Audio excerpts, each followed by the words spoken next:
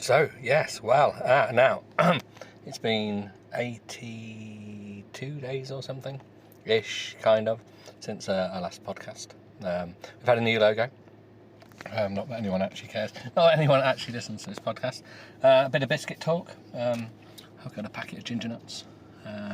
So that's not just a sexual problem. But yes, so I took time out because I couldn't be bothered.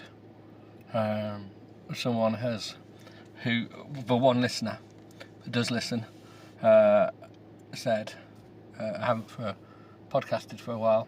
I said no, and we discussed it, and I fell out of love with the podcast. I've been doing it for a year, I think, or more, and no one seemed to be interested.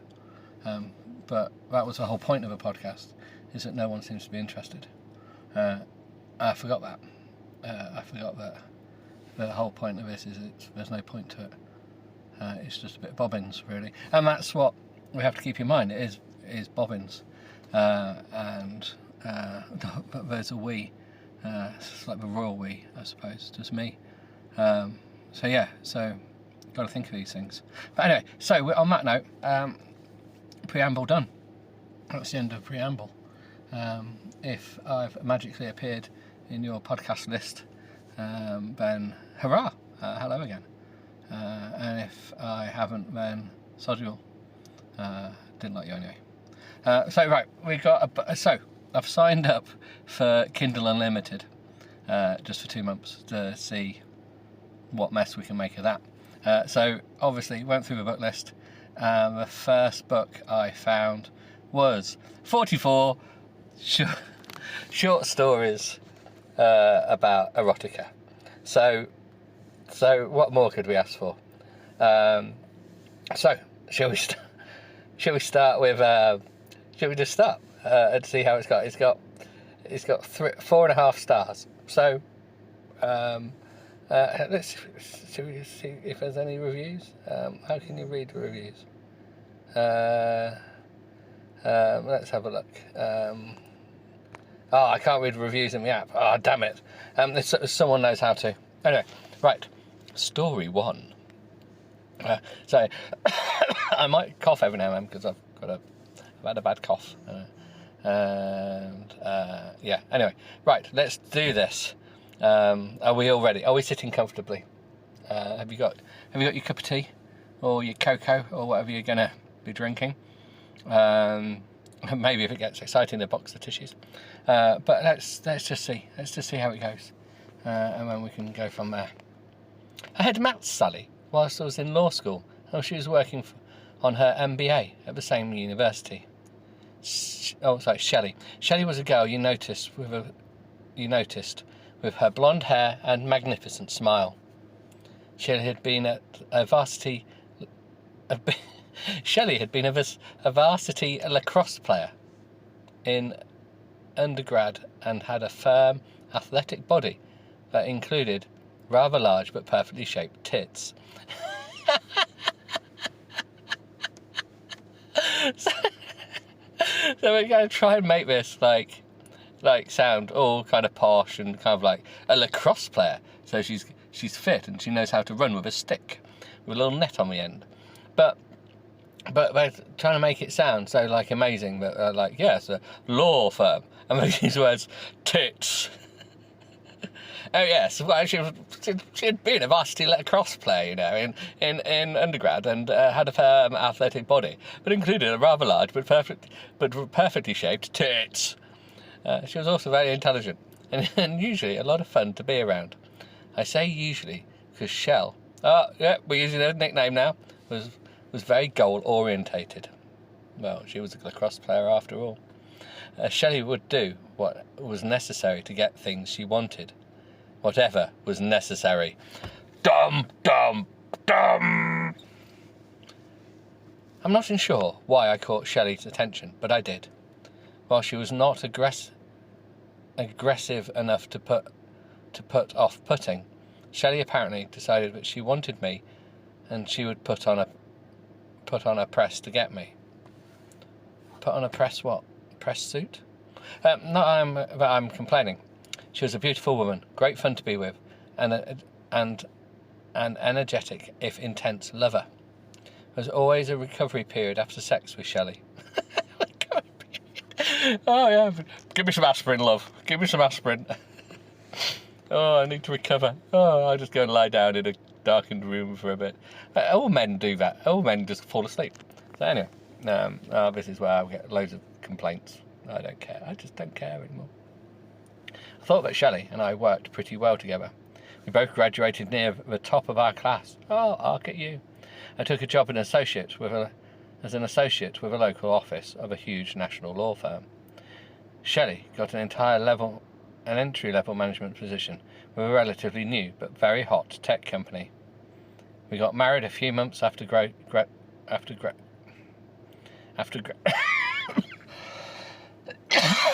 graduation. Can't say it properly. I have to say it with an accent. After graduation. 6 years on, I thought that things were going pretty well.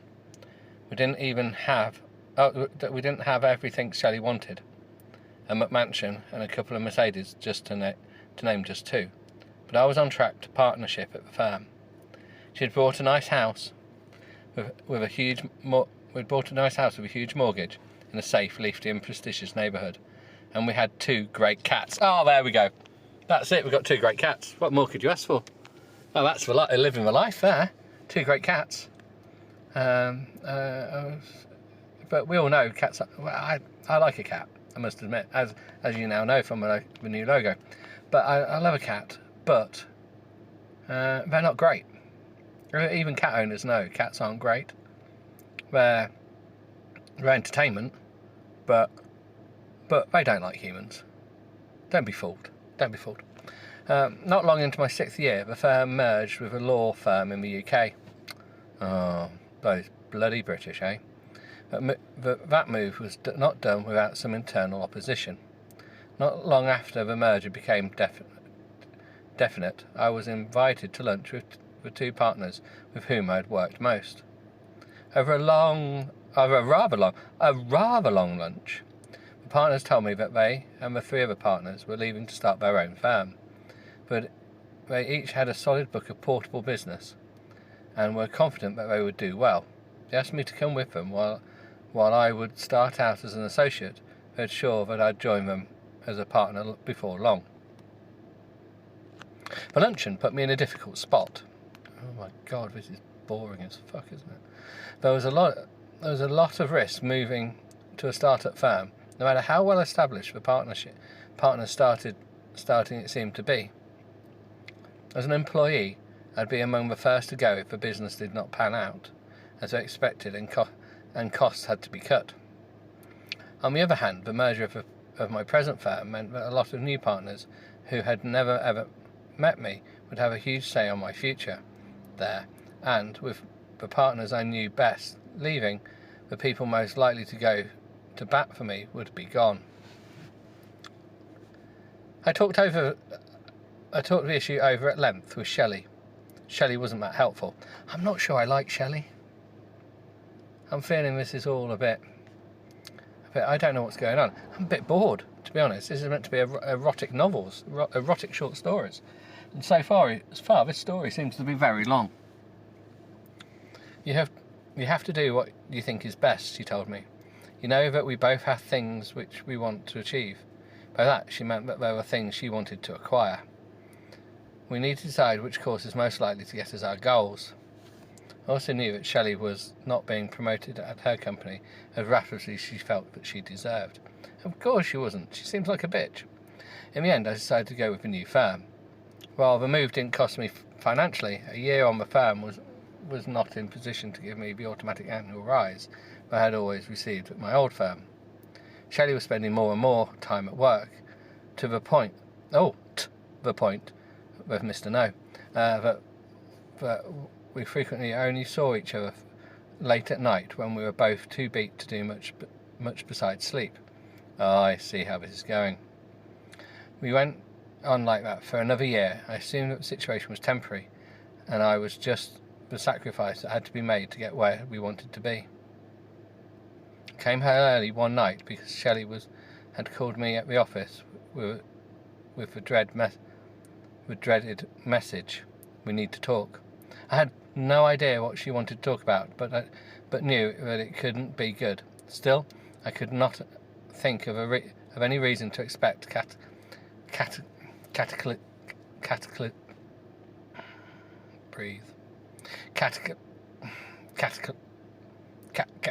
cataclysm. Sorry, but a magpie is trying to stare me out. Shelley was there when I got home. She was dressed as she always did for her office, professional but a bit sexy. She looked stunning. Of course, she always looks stunning, at least to me. She handed me a drink as I walked in. That was unusual. She never played waitress, to use her terms. She asked me to sit down in our expensive furnished living room. Once I settled and holding my drink very carefully, Shelley got right to the point. "Harry, hey, he's got a name!" Harry, I've been having an affair with Argon Bartz. Bartz was the founder, CEO, and major owner of a company for which Shelley worked. It has gone quite well, and Argon asked me to move in with him. He's offered to marry me once our divorce is final.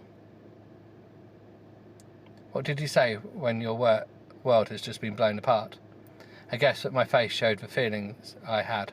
Fear, anger, nausea. Before I could think of anything to say, Shelley spoke again. "Harry, you know that I have things which I want to achieve. You and I just aren't getting there fast enough. You're a great guy. This isn't personal, it's just business." That sure made me feel better. Shelley's a bitch. Shelley left the room and came back carrying 2 large suitcases. She sat them down. "I'm moving in with Egon this evening." Egon. It sounds such a... Egon? Where are you, Egon? What's going on, Egon? Where is my manservant, Egon? This will hold me over until I can get movers to get the rest of my stuff. I sat there, dumbfounded and speechless. After a few moments, Shelley picked up her bags. You could help, you know. I didn't move. Shelley took her bags out to the car. Shelley came back through the living room without saying anything, and I heard her climbing the stairs. When she returned, she was carrying 2 cat carriers with my buddies inside. As she walked out to the garage, I said, I've got a litter box and a bag of their food in the kitchen. Would you please bring it out? I still didn't move. When Shelley came back in and saw me still seated, she muttered, "Worthless." I went into the kitchen. She came back carrying with the litter box and food. She came back carrying with the... That sentence doesn't make sense. She came back carrying with the litter box. She stopped and stared at me for a few seconds. She said bye and went out to the garage. I heard the connecting doors close, and a couple of moments later I heard the car start. Oh my God, this is so dull. Since our state was no-fault divorce, there was no grounds to consent Shelley's divorce petition. Most of the things we owned had been acquired during our marriage. Some of it got split between us, but more valuable things, like our home, got sold.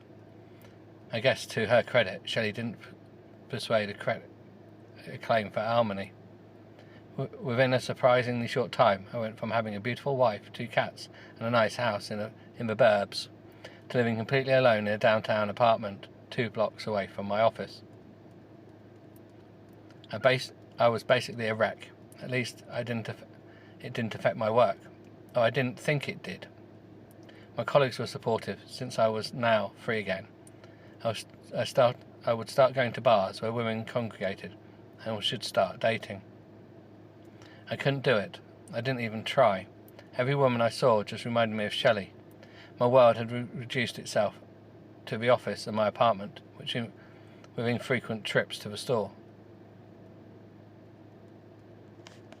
I'd been plodding along this way for about 6 months after the divorce when Stan, another of her partners, told me that they were having a drink after work. After some chit-chat in the bar, Stan got to his point. "Harry, you're a mess. You need to get laid. Okay? I get it. You don't want to do the pick-up scene. You've been out of that for years, and you don't have any confidence in your own judgment after what Shelley did to you. But buddy, we all have basic needs. Yours aren't being met."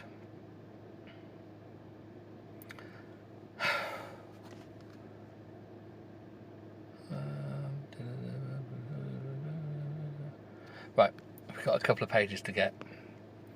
Stan took a swallow of his drink. Harry, I'd really appreciate it if you didn't tell anyone this, but since Jan left me a couple of years ago, I've been using an Escort. I want to say Ford Escort. He's just been driving around in an Escort. Not like he might have a Honda, but no, he's got a Ford Escort. He's just driving around. These lawyers, they don't want to be known to be the ones driving around in Escorts. They're all Porsches and Mercs. But no, he's got an Escort and he's not afraid to use it. Being slow on the uptake, I ask, a what? Oh my God. Seriously, everyone knows. Really? A hooker, Harry, Stan replied. But Samantha is no ordinary hooker. She's very high class, smart and good looking. We just saw her on the street. You never suspect what she does. She only takes clients, as she calls them, on referrals from other clients. She's not cheap, but you can afford it. No emotional baggage, Harry. Just a real fun business transition. I talked to Sam about you, and she's willing to take you on. Here's her number. Call her. You will not regret it. Stan handed me a slip of paper with a telephone number on it. Stan was trying, in his way, to be helpful, but I couldn't help being offended by his suggestion that I hire a whore. I tried to keep my mouth shut, but Stan could tell that his efforts had not engendered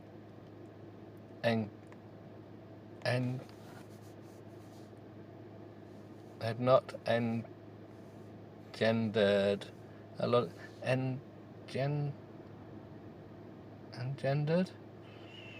of gratitude. No, it doesn't make sense. We quickly went on our separate ways for the weekend. On Saturday, I started thinking some more about Stan's suggestion. Maybe he was right. Maybe I should look at sex as nothing more than a business transition. That certainly seemed to be how Shelley saw it. Maybe I could have some fun, and the knowledge that I was just renting the girl would keep my emotions out of the equation. This is so dull. Again, against my better judgment, I called the number Stan gave me. I got a voicemail message asking me to leave my real name, a telephone number, and the name of the person who had referred me.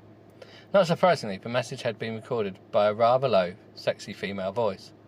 I hesitated, but finally left my name and number of Stan's name. Rather low, sexy female voice. I was kind of like, all right, darling, leave your name and your number. Several hours passed. I realised that there could be any number of reasons why the hooker would not return my call. Still, it was depressing to think that I couldn't even get a whore to call me back. Yep, very depressing. When my phone finally did ring, I heard the same voice that had been on the voicemail asking, "Is this Harry Stone?" Oh, we've got a full name now, Harry Stone. Oh, there we go. Oh, that's a name. Yes, I replied. Shall we do the accent? Hi, I'm Samantha. Stan Jensen told me about you. I'm glad that you called. I'm sorry, but I'm busy this weekend. Are you available next Friday? Yes, I suppose, I said. Great, let's say 8 p.m. Room 527 of the Mainston Hotel. Is that okay? Yes, I guess so. Great, my fee is $2,500. For obviously reasons I much prefer cash. Fucking hell.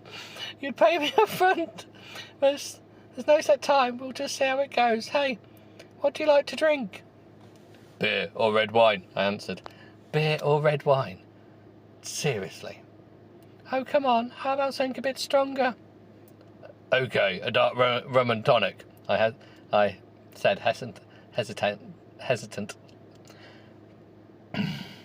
hesitantly. Great, I'll see you Friday next. I'm looking forward to meeting you. $2,500 added greatly to my reluctance to go forward. I'd never been with a hooker, and doubt that I'll recognise one if I saw one. Still, there was something about this voice. I kept reminding myself that this wasn't like I was cheating on my wife. Not anymore. Oh, do you know what?